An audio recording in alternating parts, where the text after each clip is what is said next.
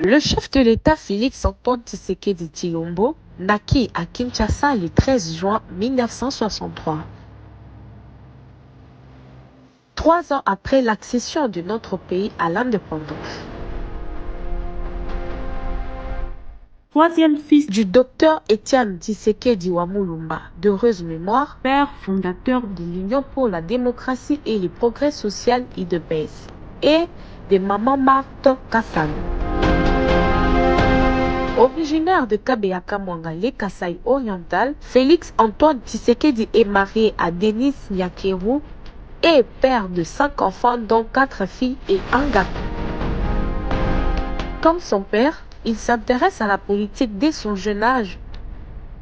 En 1991, faisant partie de membres sympathisants qui accompagnaient le docteur Étienne Tshisekedi pour regagner le pays, l'un de ses actes de bravoure fut la défense de l'intégrité physique du président Étienne Tshisekedi Wamulu. Empêché par le service d'immigration belge de prendre l'avion pour fuir. Il poursuivra son combat aux côtés de son président de père. Il va gravir tous les échelons du parti jusqu'à devenir président de la Fédération du Benelux et quelques années après, secrétaire national en charge de relations extérieures. Grâce à cette fonction, il va faire le tour du monde et va nouer des contacts politiques dans les différentes capitales occidentales et africaines. En 2011, Félix Tshisekedi est élu député de Mbujimayi pour le compte de l'UDPS et ne siégera pas à l'Assemblée nationale, suivant donc les consignes du chef du parti, pour ne pas cautionner les hold-up électoraux. Il sera déchu le 18 juin 2013 par le bureau de l'Assemblée nationale pour absentéisme. Le 1er février 2017, Étienne Tshisekedi, président national de l'UDPS du Rassemblement de l'opposition, va tirer sa révérence en Belgique de suite d'une infection pulmonaire. La quasi-totalité des composantes du RASOP vont jeter leur dévolu sur Félix Tshisekedi pour succéder à cette icône.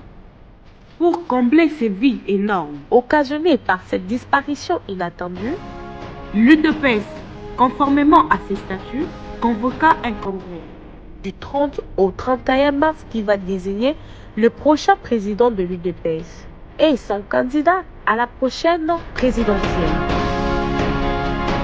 Le destin bascule en faveur de Félix-Antoine Tshisekedi Tshilombo, qui sera désigné par l'unanimité du congressistes. Il devient désormais le président de l'UDPS et son candidat à la présidentielle de 2018. Les ténors de l'opposition se sont donné rendez-vous à Genève pour désigner le candidat commun afin de maximiser les chances de l'opposition face au candidat du FCC. Félix Tshisekedi sera trahi par ses proches qui vont choisir un autre leader.